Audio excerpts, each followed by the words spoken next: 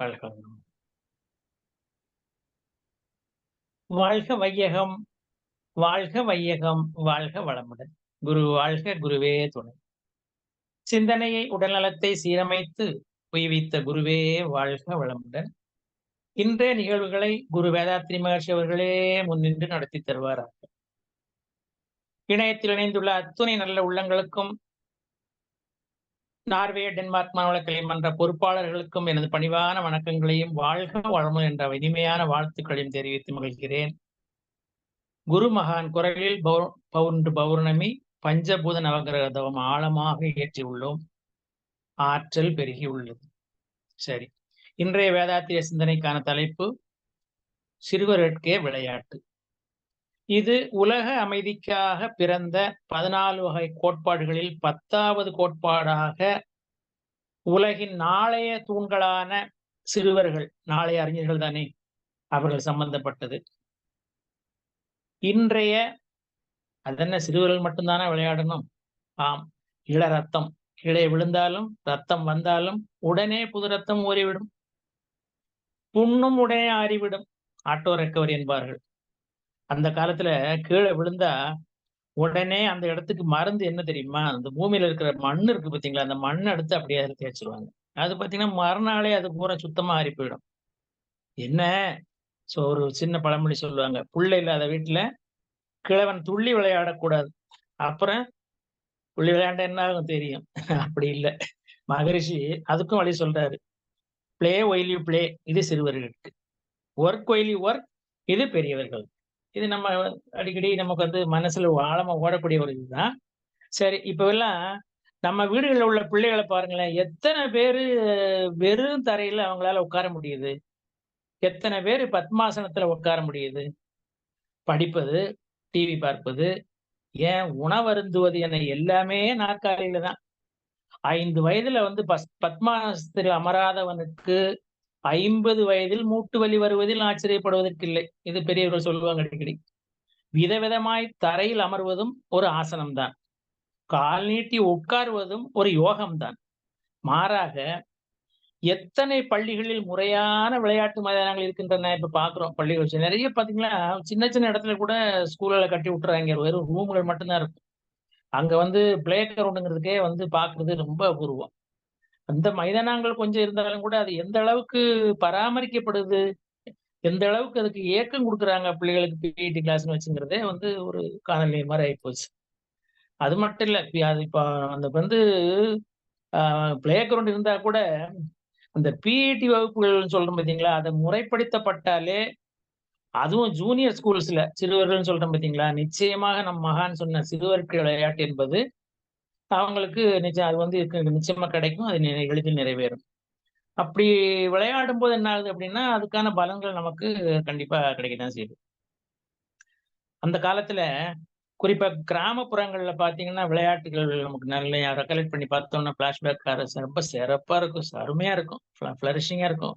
ஓடி பிடித்து விளையாடுறது, தாண்டி விளையாடுறது, நொண்டி ஆடுறது, பல்லாங்குழி ஆடுறது, இப்படி நிறைய விஷயங்கள்.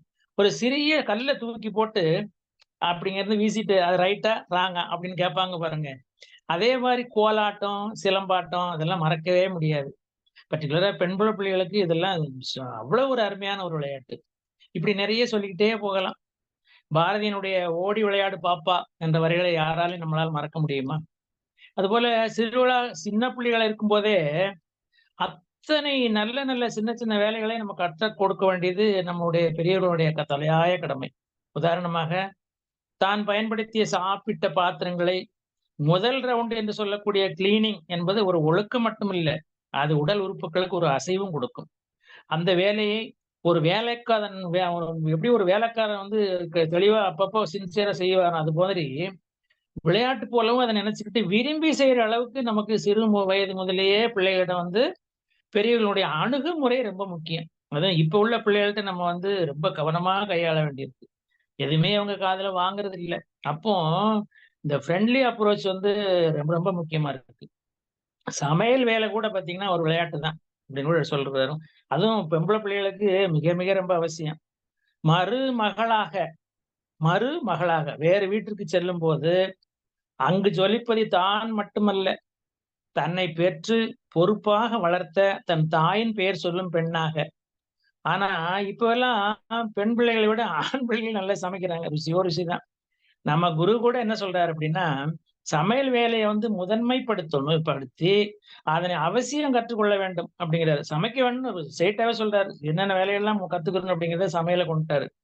அதுவும் இன்னும் அடுத்த ஸ்டெப்புக்கு என்ன போறாருன்னா, பொது சமையல் பண்ணி ரொட்டேஷன் பேசிஸ்ல பண்ணணும். ஒரு குரூப் மாரி சமையல் பண்ண வச்சு, பொது சமையலு அடுத்த டீம் உற்பத்திக்கு போணும். ஏர்னிங் வேணும் இல்லையா சம்பாதிக்கிறதுக்கு. மீண்டும் என்ன செய்யணும்? டேக் ஓவர் பண்ணணும். டேக் இன்சார்ஜ்ங்கிற மாரி, இது நம் குருவினுடைய ஒரு அற்புதமான ஒரு யோசனை பாருங்க. அப்போ இப்பவெல்லாம் நம்ம வீடுகள்ல பிள்ளைகள்ல எத்தன பேரு அ நம்ம அடிக்கடி நம்ம நினைக்கக்கூடியதுதான். அவங்களோட உடல் அசைவுகளே இல்ல அப்படிங்கிற லெவல்ல தான் வந்து நமக்கு இப்ப நெறைய பார்க்கிறோம். அது மாதிரி அ இப்ப விளையாட்டுன்னு எடுத்துக்கிட்டா, இப்பல்லாம் இணையதள விளையாட்டுகள் வந்து எக்கச்சக்கமா ஆயிப்போச்சு. உடல் ரீதியா யாருமே விளையாடுறது இல்ல. ரொம்ப குறைஞ்சு போச்சு. அதுக்கும் மேல இப்ப மைதானத்துல ஒரு மேட்ச் நடக்குன்னு வச்சுக்கோங்க. அங்க கிரவுண்ட்ல எத்தன பேர் 11 பேர் விளையாடுறாங்க. 11,000 பேர் உட்கார்ந்துட்டு பார்க்குறாங்க. அப்ப அதுல என்ன அசைவு கிடைக்கு? அதுல ஒரு அனுபவ மேதை என்ன சொல்றாரு பாருங்களேன். இந்த 11 பேர் 11,000 பேர்ல 11,000 அத்தனை பேர்களுமே வந்து அழுத்தமா சொல்றாரு. ஒரு வெறியில கூட சொல்லலாம். முட்டாள்கள் அப்படிங்கிறாரு ஒரு அனுபவ மேதை. காரணம், அதுல பண விரயம், போட்டி, நேர விரயம். வேற என்ன? இங்க தான் இந்த இடத்துல தான் குருவும் கூட என்ன சொல்றாரு? ஐயுணர்வை முறைப்படுத்த வேண்டும், புரிய வைக்க வேண்டும் என்கிறார் வேதாத்ரி மகரிஷி. இப்ப பாருங்க, காலையில 4 மணியிலிருந்து ரோட்ல நடக்க இடமே இல்ல. அவ்வளவு பேர் வாக்கிங். தினமும் 3 கிலோமீட்டர் குறைஞ்சது 1½ மணி நேரம். டாக்டர் கூட சஜெஸ்ட் பண்ணும்போது என்ன சொல்றாரு அப்படின்னா, ஒரு வேர்டு வார்த்தையிலே சேர்த்துக்கிறாரு. நீங்க யோகா பண்ணுங்க அப்படிம்பார பார்க்கணும். ஆக ஒரு 1/2 மணி நேரம் உடற்பயிற்சி செஞ்சாலே போதும். உடல் உறுப்புகளுக்கு 3 மடங்கு புத்துணர்ச்சி. நேரமும் 3ல் 2 பங்கு மிச்சம். அடுத்து நாம எடுக்கும் எல்லா முயற்சிகளும், வேலைகளும் சீக்கிரமாவே முடிஞ்சிரும் பாருங்க. ஏன்னா உடல், மனசு ஃப்ரெஷ்ஷா இருக்கு. அப்புறம் என்ன? நம்ம என்ன நினைக்கிறோமோ அதுக்கு முன்னாடியே அந்த வேலைய முடிச்சுருவோம். உடலுக்கும், மனதுக்கும், மூளைக்கும் அத்தனை உத்வேகம், சுறுசுறுப்புன்னு கூட நம்ம சொல்லலாம். அப்படி அந்த அளவுக்கு இருக்கும். ஒரு அறிஞர் சொல்றாரு பாருங்க, பெரியவர்களுக்கு ஒரு advice. Every child is a gift of nature. Give them time to play. குழந்தைகள் வந்து நமக்கு கிடைத்த ஒரு அற்புதமான வரம் அப்படிங்கிறாப்புல. Give them time to play. விளையாட அவங்களுக்கு நேரம் கொடுங்க. Give them their day and make way for their future. அதாவது அவங்களுக்கான நேரத்தை நம்ம ஒதுக்கி கொடுத்துட்டு அவங்களே அதை சிந்திக்கணும். நம்ம ஒரு தூண்டுகோலா தான் இருக்கணும். கேட்டல் கேட்சிங் மாதிரி. அது மட்டுமா? இன்னொரு வார்த்தை சொல்றாரு பாருங்க. Children means fun unlimited. அவங்களுக்கு விளையாடக்கூடியது வந்து unlimited, fun unlimited. Children are like a wet concrete. இப்போ சுவர்ல இருக்க காங்கிரீட் பூசுறாங்க இல்லையா, சிமெண்ட் போட்டு, அது உயரம். அப்போ children are like a wet concrete. Whatever falls on them makes and impression. அதாவது பசுமரத்தாணி போலன்னு சொல்லக்கூடிய ஒரு வார்த்தை. இந்த மாதிரி இந்த வயிற்றை பற்றி ஒரு இன்னொரு வாசம் வருது பாருங்க. வயிற்றை பற்றி மட்டுமே நினைப்பவன் தலையை பட்டினி போடுகிறான். சொல்வது யாரு தெரியுமில்ல? நம்ம ஃபேமஸ் ஐன்ஸ்டீன். ஆனால் சிறுவர்கள் விளையாடும் போது உடல் உறுப்புகள் அனைத்துக்குமே உணவு கிடைக்கிறது, தலை உட்பட, இல்லையா? இப்போ நம்ம குரு எடுத்துக்கோங்களேன். 1958 மகரிஷி அவர்கள் வேதாத்திரியம் 14 அம்ச திட்டங்களை பிரகடனம் செய்கிறார். தொடக்கம் போரில்லா நல்லுலகம், 10வது திட்டம் தான் இன்றைய தலைப்பான சிறுவருக்கே விளையாட்டு. ஆம், மகான் கொடுத்த கட் ஆஃப் 150 வருடங்கள். எதுக்கு? உலக சமாதானத்துக்கு, உலகமே இருக்கு. ஆனால் இப்ப உள்ள வேகத்தை பாத்தீங்கன்னா, நாடு முழுவதும், உலகம் முழுவதும் இருக்கக்கூடிய ஒரு நிலைமையில 100 வருடங்கள் போதும் என்ற நிலையில் நம் குருமகானின் தத்துவங்கள் உலகம் முழுவதும் சென்று கொண்டிருக்கின்றன. ஆக 2058 இன்னும் 34 ஆண்டுகள் அவரு குரு சொன்ன 50 வருஷத்தை நம்ம குறைச்சுக்கணும். அந்த அளவுக்கு நம்மளுடைய தொண்டும் வேதாத்திரத்தை எடுத்து செல்றதுலயும் நம்முடைய பங்கு வந்து அதிகமா இருக்கணும். ஆக அப்போ வந்து மகானுடைய கனவுகள் நனவாக்க வேண்டியது யாரு? மனவளக் கலைஞர்களாகிய நாம் தான். தொண்டாற்றுவோம். அதுல கூட இன்னொரு இது சொல்றாரு பாருங்க. விழுந்து கிடந்தால் சிலந்தி கூட நம்மை சிறைபிடிக்கும். எழுந்து நடந்தால் எரிமலையும் நமக்கு வழி கொடுக்கும். சோ அப்போ என்ன அர்த்தம் அப்படின்னா, இதுல முடங்கி கிடக்கக்கூடாது அப்படிங்கிறது தான். அதுபோல குரு சொல்லக்கூடிய தன்மையில பாத்தீங்கன்னா, ஒவ்வொருவரும் ஏதேனும் ஒரு தொழில் செய்துதானே வாழ வேண்டும், இல்லையா? அதற்கு ஏற்றவாறு வலிவு உடையதாகவும் எக்கோணத்திலும் இயங்கக்கூடியதாகவும் உடலை பழகி வைத்துக் கொள்ள வேண்டும். இத்தகைய பயிற்சியை தான் நமக்கு குரு சொல்றாரு, உடற்பயிற்சி அப்படின்னு சொல்றாரு. இத சிறு வயதிலேயே பழகிக் கொள்வதுதான் எளிது. அதாவது 5ல் விளையாதது 50ல் விளையாதுன்னு சொல்லுவாங்க இல்லையா? நன்மையும் தரக்கூடியது. ஆகவே விளையாட்டு என்பது பள்ளியில் படிக்கின்ற போது எல்லா மாணவர்களுக்கும் தேவையானது. இந்த நல்ல நோக்கத்தை இப்போதைய சமுதாயம் மறந்து விட்டிருக்கிறது, அப்படித்தானே? இன்று வயது வைந்த பெரியோர்களுக்கு விளையாட்டு என வைத்து லட்சக்கணக்கில் இத்துறையில் பணம் புரண்டு கொண்டிருக்கிறது. அப்படிதான் இருக்கு. எல்லா இடங்கள்லயும் பார்த்தீங்கன்னா போட்டி. போட்டின்னா என்ன? சின்ன இதுல ஆரம்பிக்கிறது. ரூ. 10 பந்தயம் கட்டுறியா அப்படின்னு ஆரம்பிச்சது இப்ப பூராமே லட்சக்கணக்குல போய் நிக்குது. உடல் வலிமை மிக்க இளைஞர் இவ்வாறு விளையாட்டிற்கு என பெரும் எண்ணிக்கையில் ஒதுங்கி கொண்டு விட்டால், இருக்கிற இளைஞர்கள் எல்லாமே நான் விளையாடத்தான் போறேன் இந்த மாதிரி விளையாட்டுக்கு. சமுதாயத்தில் பொருட்களின் உற்பத்தி பாதிக்கும் அல்லவா? அதனால் விளையாட்டு என்பதை பள்ளிக்கூட மாணவ பருவத்தோடு நிறுத்திக் கொள்ள வேண்டும். அதனாலதான் சிறுவர்களுக்கு விளையாட்டுங்கிறார் குரு. அதற்கு மேலாக உடற்பயிற்சி தேவையானால் அதற்கென ஆசிரியர்கள் இருக்கின்றார்கள். அவர்களை கொண்டு வீட்டிலேயே தினந்தோறும் உடற்பயிற்சியை பயனுள்ள முறையில் செய்து கொள்ளலாம் அப்படிங்கிறாரு. அப்புறம் வயது வந்தவர்கள் விளையாட்டில் ஈடுபடுவதனால் விளையாடுவர்களை தவிர அவர்களை போன்று 1000 மடங்கு அதிகமான நபர்களும் இவ்விளையாட்டை வேடிக்கை பார்க்க ஒதுங்கி விடுகிறார்கள். அதான் அந்த 11 10,000 சொன்னது. அது மாத்திரமல்ல, விளையாட்டு என்ற போட்டியில் எவ்வளவு பொறாமையும் பகைமையும் நாளுக்கு நாள் அந்தந்த நாட்டு மக்களிடையும் அயல்நாட்டு மக்களிடையும் பெருகிக் கொண்டிருக்கின்றன. இப்ப பாருங்களேன், ஒரு இடத்துல டோர்னமெண்ட் நடக்குது, ஒரு மேட்ச் நடக்குன்னா அங்க பாத்தீங்கன்னா இந்த சைடு அந்த சைடு இருக்கக்கூடிய ஒரு என்ன சொல்றது, கலவரம்னு தான் சொல்லணும். அது மட்டும் இல்ல, ஒருத்தருக்கு ஒருத்தர் அங்கேயே வந்து பொறாமை, போட்டி, பகைமை அப்படிங்கிறதுக்கே ஒரு வித்து ஆயிப்போகுது. அப்போ இப்ப விளையாட்டு என்பதை அதனாலதான் வந்து மாணவர்களுக்கு மட்டுமே அதை ஒதுக்கிடணும் அப்படிங்கிறாரு. அதில் பெரிய அளவில் பரிசு வழங்குவதோ, பட்டயங்கள் தருவதோ சமுதாய நலனை பொருள் துறையிலும் பண்பாட்டுத் துறையிலும் பெரும் சீர்குலைவை ஏற்படுத்தும். தட்டி கொடுக்கணும். அதே சமயத்துல அவங்களுக்கு வந்து பெரிய காம்ப்ளிமெண்ட் மாதிரி கொடுக்கும் அப்படிங்கும்போது அதை வந்து அவங்க தொழிலாவே வச்சிடணும். விளையாட்டு அப்படிங்கிறது இது ஒரு சிறிய விஷயம் தானே என்று அறிஞர்கள் அலட்சிப்படுத்தி கூடாதுங்கிறாரு. அறிஞர்களுக்கு விடக்கூடிய ஒரு யோசனையும் மகான் வந்து சொல்றாரு. போக போக பெரிய அளவில் மனித சமுதாயத்தின் நலனை இது குலைக்க வல்லது அப்படிங்கிற ஆணித்தரமா சொல்றாரு. இதனை இப்பொழுதே திருத்திக் கொள்வது நல்லது. மேற்கொண்டு வளரவே விடக்கூடாது இந்த மாதிரி குணநலங்கள் அப்படிங்கிறாரு. முன்னாடி எல்லாம் பாத்தீங்கன்னா மன்னர் ஆட்சிக்கால இருந்த போது நாடுகளுக்கு ஒருத்தருக்கு ஒருத்தர் பாத்தீங்கன்னா அடிக்கடி சண்டை இருந்துச்சு. அந்த காலத்துல நம்ம கேள்விப்பட்டிருக்கோம். அதுக்கப்புறம் முதல் உலக போர், 2ஆம் உலக போர், இப்படி எல்லாம் கூட போச்சு. அந்த போர்களுக்கு உடல் வலிமை மிக்க இளைஞர்கள் தேவைப்பட்டாங்க இல்லையா? இப்போ நமக்கு பாத்தீங்கன்னா, இப்போ 100 கோடின்னு எடுத்துக்கிட்டா அதுல 95 கோடி வந்து டிஃபென்ஸ்க்கு பாதுகாப்பு தான் செலவு பண்றாங்க. காரணம் என்ன? ஒருத்தருக்கு ஒருத்தர் பாதுகாப்பு வேணுங்கிறது, பார்டர் பிரச்சனைகள். ஆக இந்த உடல் வலிமை தேவைப்பட்ட இளைஞர்கள் தேவைப்பட்டதுனால, இந்த தேவையை பூர்த்தி செய்வதற்காகவே வயது வந்தவர்களுக்கு விளையாட்டு என்ற பெயரால் பல தலைப்புகளில் விளையாட்டுகள் உருவாயின. ஓய்வு வேளையில் மனதுக்கு இனிமை கொடுக்கும் விதவிதமான விளையாட்டு இருந்தால் நல்லது தானே. ஆனால் மனித சமுதாயத்திலே மக்களிடையே பிணக்கையும் பகையையும் பணத்து ஆசையையும் பெருக்கின்ற அளவுக்கு விளையாட்டு வளரக்கூடாது அப்படிங்கிறார் நம்ம குரு. ஆக நமக்கு வந்து இப்ப என்ன சொல்ல வர்றாரு அப்படின்னா, சின்னவங்களுக்கு விளையாட்டு வேணும்னா அது அதனுடைய தன்மை வந்து உடற்பயிற்சி, அதாவது உடல் உறுப்புகளுக்கு அசைவுகள், அதனால பலன் நிறைய கிடைக்கும். இப்ப அதே மாதிரி என்ன சொல்ல வருதுன்னா, விளையாட்டு என்பது ஒரு உடற்பயிற்சி. 8 வகையான விளையாட்டுகளை சிறுவர்கள் விளையாடுகிறார்கள். அவைகள் வருங்க.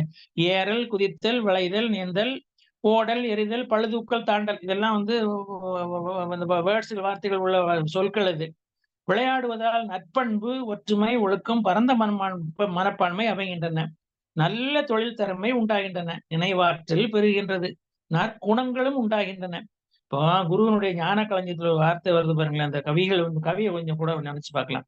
சீரல் சினத்தல் ஒழித்து உடல் உரமாக்கும் சிறுவருக்காம் விளையாட்டு எண் வகையாம் அவை. அந்த திருப்பி ரிப்பீட் பண்றாரு. ஏறல், குதித்தல், வளைதல், நீந்தல், ஓடல், எறிதல், பழுதூக்கல், தாண்டல் என மொழிவோம். மீறலின்றி பல்கோணத்தில் இயக்கி பழகிக் கொண்டால் உடலை பண்பு, ஒற்றுமை, ஒழுக்கம், பரந்த மனப்பான்மையோடு நல்ல தொழில் திறமை, ஞாபக உயர்வு மற்றும் நற்குணங்கள் உண்டாகும். நலம் விளையாட்டில் காண்போம். இதுதான் மகேஷனுடைய கவி. இப்போ பாரதியினுடைய பாடுபாப்பா அந்த கவி வந்து பாத்தீங்களா, ஓடி விளையாடு பாப்பாங்க. நமக்கு இந்த வரி நமக்கு மறக்கவே முடியாது. அது மட்டும் மகரிஷனுடைய கருத்துக்களும் அதுதான். சின்ன வயது குழந்தைகளே சீக்கிரம் காலை எழுந்திருங்கள், அன்னை தந்தை இருவருக்கும் அன்பாய் வணக்கம் செலுத்துங்கள். நிறைய இருக்கு இதுல. பல்லை துலக்கி முகம் கழுவி பரமனை மனதில் நினையுங்கள். இங்கேயே வந்து பக்தி மார்க்கம் வருது. எல்லை இல்ல ஆனந்தம் எழுந்திடும் உங்கள் இள நெஞ்சில் உள்ளத்தன்பால் உருக்கமுடன் உங்கள் ஆசான் போதித்த பள்ளிக்கூட பாடத்தை படிக்க வேண்டும் 2 தடவை. 2 தடவை படிக்கணுமா பாடத்தையே. வீட்டு கணக்கை போட்டு பின் விடைகள் சரியா எனப்பாரில் நாட்டுக்கு உழைத்த நல்லோரின் நினைவை நன்றி நன்றி மறவாமை. அது போல இதுல இன்னொரு வாசம் வருது பாருங்க. இங்க குரு வராரு 5 அளவு முறை. அம்மா கொடுக்கும் ஆகாரம் அளவாய் உண்ண வேண்டும். அதை சும்மா அதிகம் சாப்பிட்டால் சுகத்தை கெடுக்கும் அறிந்திடுவோம். அதே மாதிரி இது ரொம்ப முக்கியமான வாசகம் இந்த உணவில் அளவு முறை அப்படிங்கிறது. அதே போல இப்ப நம்ம தலைப்புக்கு ஏத்த மாதிரி ஒண்ணு சொல்லுது பாருங்க. தினமும் மாலை வேளையிலே திறமையாக பலர் கூடி மனமும் உடலும் நலம் அடைய மகிழ்ச்சியோடு ஆடிடுவோம். இதுதான் இன்னைக்கு நம்ம தலைப்புக்கு மகான் கொடுத்த ஒரு வழிகாட்டுதல். அது போல இன்னொன்னு பாருங்க. இப்ப இன்னொரு சின்ன ஒரு கவி மகான் சொன்ன கவிதான். எந்தெந்த காலத்தோ இடம் காலம் தேவை இவை ஊப்ப தோன்றியன எத்தனையோ செயல்கள் அந்த செயல் அக்கருத்து இந்த சிந்தனைக்கோ அறிவிற்கோ துன்பம் அளிக்குமெனில் தவிர்ப்போம் அப்படிங்கிறார் குரு. அதாவது 16 வயசுல பாருங்களேன், ஊட்டி கொடைக்கானல்ல டூர் நான் கூட குதிரை சவாரி செஞ்சிருக்கேன் போயிருக்கும் போது. அப்பவும் ஒரு ஆள் கூட நம்ம ஓடிட்டே வருவார் குதிரை பக்கத்திலேயே. ஏன்னா குதிரையை கண்ட்ரோல் பண்ண கொண்டே இருக்கணுமே. இப்ப நம்ம எத்தனையோ திரைப்படங்கள் கூட பாக்குறோம். குதிரை மேல ஏறி ஹீரோயினா ஹீரோ ஓடினாங்கன்னா அதை காப்பாத்துறதுக்கு ஹீரோ போய் காப்பாத்துறாரு, அதுக்கு ஒரு கிளாப். ஆக இந்த குதிரையை கண்ட்ரோல் பண்ணிக்கொண்டே ஆனா இப்போ நான் அடம் பிடிச்சா அவ்வளவுதான், குதிரை என்ன செய்யுது, ஓட்டம் பிடிச்சிடும். அதனால மகரிஷி என்ன சொல்றாரு, ஒத்து அதாவது வயசாடிச்சா ஒதுங்கி இருந்துக்கு அப்படிங்கிறாரு. அது மாதிரி நமக்கு ஒரு சின்ன ஒரு பாருங்களேன், ஒரு கதை, ஒரு குருவின் ஆற்றல் எவ்வளவு வலிமை வாய்ந்தது என்பதற்கு ஒரு சின்ன கதை. குருவனுடைய தன்மை நமக்கு வருது கொண்டு வரணும் இல்லை. இப்போ நாரதர் அவர் திரிலோகம் செஞ்சாரு என்பது நாம எல்லாருக்கும் தெரியும். ஒரு முறை விஷ்ணுவை பார்ப்பதற்காக வைகுண்டம் நோக்கி போயிட்டு இருக்காரு.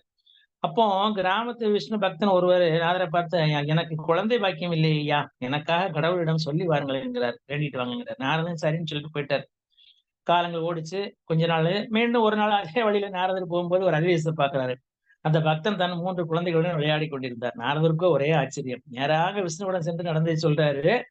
விஷ்ணுவா மிக சிம்பிளா சொன்ன பதில் என்ன தெரியுமா, அவனுக்கு குருவின் அனுக்கிரகம் ஆசி கிடைத்திருக்கும் என்றாரே பார்க்கணும். ஆக இறையால் முடியாதது குருவால் முடியும். எனவே நாம் அனைவரும் நம் குரு வேதாத்ரி மகர்ஷி அவர்களை எப்படி ஒரு குட்டி குரங்கானது தன் தாய் குரங்கு மரத்தில் தாவும் பொழுது மிக கெட்டியாக பிடித்துக் கொள்ளுமோ, அது மாதிரி அவரை கெட்டியாக கவனமாக பிடித்துக் கொள்வோம். அவர் அருளிய பயிற்சிகள் அனைத்தையும் தவறாமல் செய்து உடல் நலம், உயிர் வளம், மனநலம் காத்து மகிழ்ச்சியாக வாழ்வோம். அது போல இன்னொரு சின்ன ஒரு உதாரணம் பாருங்களேன். நற்பண்புக்கான உதாரணம் இது. மகாபாரதத்துல கர்ணன் மிகவும் இளகிய மனம் படைத்தவன் என்பது நமக்கு எல்லாருக்கும் தெரியும். வில்வித்தை கற்றுக்கொள்வதற்காக குரு துரோணாச்சாரியரை வணங்கி கேட்கிறான். அவர் நோ சொல்லிட்டார். காரணம், நீ ஒரு தேரோட்டியின் மகன். அடுத்து அப்படியே கிருபாச்சாரியிடம் மண்டியிடுதார். இப்பதான் இந்த இடத்துலதான் கிளைமேக்ஸ் வருது. அதாவது உடனே கிருபாச்சாரியர் என்ன சொல்றாரு, வானத்தில் பறந்து கொண்டிருக்கிற ஒரு பறவையை பார்த்து குறி பார்த்து வீழ்த்து பார்க்கலாம் அப்படிங்கிறாரு. அப்போ கர்ணன் சொல்றாப்புல, அப்படி தன்னுடைய வில்லை அப்படியே தாழ்ந்த நிலையில வச்சுக்கிட்டு சொன்ன பதில் என்ன தெரியுமா, நான் வீரன் ஆவேன், என்னால் அந்த பறவையை என் அம்பால் வீழ்த்த முடியும், ஆனால் அந்த பறவையின் குஞ்சுகள் அனாதைகள் ஆகிவிடும் என்றானே பார்க்கணும். அப்ப இந்த இடத்துல அவனுடைய பண்பு.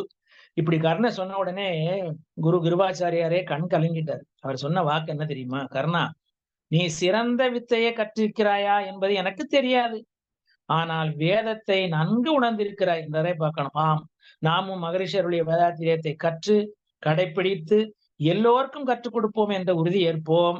குருவின் நல்ல ஆசிகளை பெறுவோம், வாழ்வில் உயர்வோம். நாம் நம்முடைய சந்ததியினரும் சுமையின்றி வாழ வழிவகுப்போம் அப்படிங்கிறது ஒரு இது. அது மாதிரி இன்னொரு சின்ன சொல்லி முடிக்கக்கூடிய ஒரு நிலைமை தான் இது. விவேகானந்தர் என்ன சொல்றாரு அப்படின்னு சொன்னா, பிறந்த குழந்தையின் உள்ளத்திலே நம்பிக்கை பிரகாசமாக ஒளி வீசுகிறது. அவன் கண்ணை திறக்கும் போது அவனுக்கு இந்த உலகம் முழுவதும் தங்கமாக ஜொலிக்கிறது.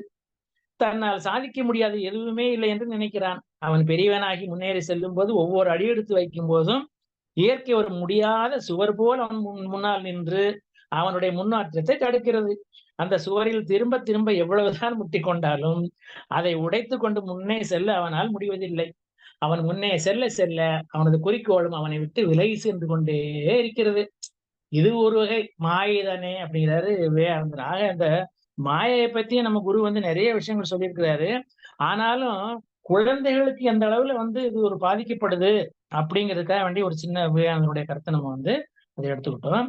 அது மாதிரி இப்ப நமக்கு குழந்தை பருவத்துல பாத்தீங்கன்னா, அது அவங்களுக்கு தொழில் தெரியவே தெரியாது இல்லையா? ஏறக்குறைய 60 ஆண்டுகள் வயதுக்கு மேல் உள்ளவர்கள் முதுமையின் காரணமாக அவங்க தொழில் புரிய இயலாதவர்களும் ஆகிவிடுறோம்.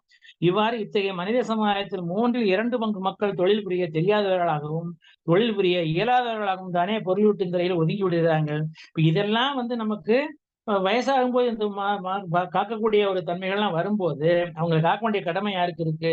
இளைஞர்களுக்கு தான் இருக்கு. ஆக முதியவர்களை காப்பது என்பது பட்ட கடனை தீர்ப்பது என்பதாகும். குழந்தைகளை காப்பது எதிர்கால சேமிப்பு என்பதாகும் என்கிறார் நம்ம குரு. இது மாரி சின்ன சின்ன ஒரு ஒரு நம்மளுடைய வாழ்க்கையிலுடைய மனசுல வைக்கக்கூடிய ஒரு சின்ன சின்ன வாசகங்கள வந்து நம்ம மைண்ட்ல வச்சுக்குருவோம். அதெல்லாம் அத பார்க்கும்போது நமக்கு ஒரு தாய் குழந்தையே உலகம் என்று அப்படி ஒரு மனசுல குழந்தையே உலகம் என்ற சிந்தனையை மாற்றி, உலகத்திற்காக குழந்தை என்ற சிந்தனையை பெற வேண்டும் அப்படிங்கிறார் குரு. அந்த சிந்தனையை தர வல்லதுதான் மனவளக்கலை. குழந்தை வந்து குழந்தை பொதுவுடைமையாக்கணும்னு குரு சொல்றாரு இல்லையா? அந்த லைன்ல வரக்கூடிய குழந்தை அதுக்கு மூல காரணம் வந்து தாய் தான் மனசுல வந்து அது மாரி வைக்கணும் அப்படிது. அதே போல ஒரு குழந்தை அழுதுன்னு வச்சுக்கோங்களேன். குழந்தை அழுதாலும் அழகு, பெரியவர் அழுதால் அது அழகா இருக்குமா? அது ஒரு மாரி இருக்கும். குழந்தை அழும்போது இருக்கக்கூடிய ஒரு தன்மையும், நமக்கு எப்பவுமே மனசுல நிக்கக்கூடிய ஒரு தன்மை.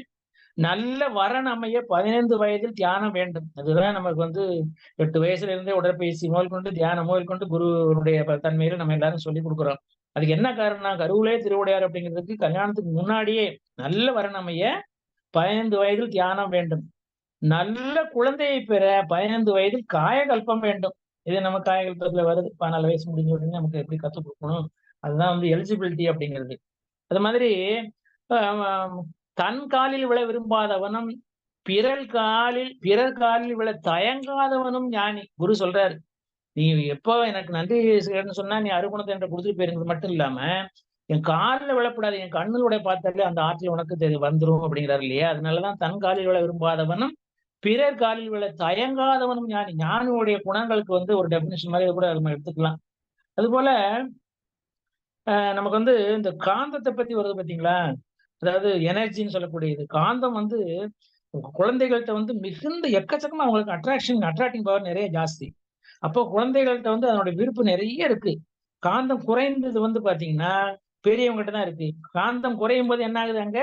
பெரியவங்களுக்கு ஒரு ஒரு மாதிரியா வந்து ஒரு பார்க்கிறவங்கள ஒரு கோவமும், வெறுப்பும் வர ஆரம்பிச்சுருது. அதனால தான் வந்து குழந்தைகள்ட்ட எப்பவுமே வந்து இந்த முகத்துல பார்த்தீங்கன்னா, அவ்வளவு ஒரு பிரகாசம் இருக்கும். அதேபோல மகான் சொல்றாரு, குழந்தைகள் ஆரோக்கியமாக ஒரே ஒரு செய்தி. ஆரோக்கியமா இருக்க வேண்டும் என்று சொன்னால், பெற்றோர்கள் மனநலத்திலே, உடல் நலத்திலே திடமும் உள்ளவர்களாக இருக்க வேண்டும்.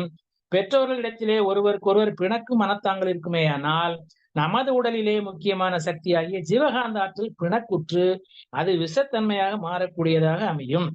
அது குழந்தைகளையும் பாதிக்கும். ஆகவே மனநலமும், உடல் நலமும் காத்து இனிமை காப்போம் அப்படின்னு சொல்றாரு குரு. அடுத்தாப்புல கடைசியா பார்த்தீங்கன்னா, இப்ப நமக்கு வந்து தலைப்பு அருமையான தலைப்பு. எப்பவும் எவர் பிரிஸ்கா இருக்கக்கூடிய ஒரு தலைப்பு இது. சிறுவர் பிள்ளைகள் எல்லாருமே வந்து. ஆனா அது அப்ளை பண்ணக்கூடியது சிறுவர்களுக்கு மட்டும்தாங்கிறது தான் குரு அழுத்தமா சொல்றாரு. அப்போ நம்மளுடைய கடமைகள் என்னவா இருக்கும்? சிறுவர்கள் விளையாடுவதை கண்டு களிப்பதே பெரியவர்களின் வேலை. மற்றபடி அவரவர் கடமைகளை தவறாது செய்து, அனைத்து பலன்களையும் நம் உடலும், உள்ளமும் அடைய உதவி செய்வோம். அதற்கு நம் இணை இப்ப இந்த மாரி தன்மைகள் எல்லாம் மனசுல வளர்த்துட்டு வந்தா என்ன யாருடைய அனுகிரகம் வேணும்? நம் அனைவருக்கும் இறையருளும், குருவருளும் துணை நிற்குமாக என்று வாழ்த்தி நிறைவு செய்கிறேன். இந்த அரியதொரு வாய்ப்பளித்த நார்வே, டென்மார்க் மனவளக்கலை மன்ற பொறுப்பாளர்களுக்கும், இதுவரை இனிமையாக செயல்படுத்த எனது அன்பு உங்கள் உள்ளங்களுக்கும் நெஞ்சம் நிறைந்த நன்றிகளை தெரிவித்துக் கொள்கிறேன். குழந்தை பிறக்கும் போதே விரல்கள் முத்திரை போஷர்.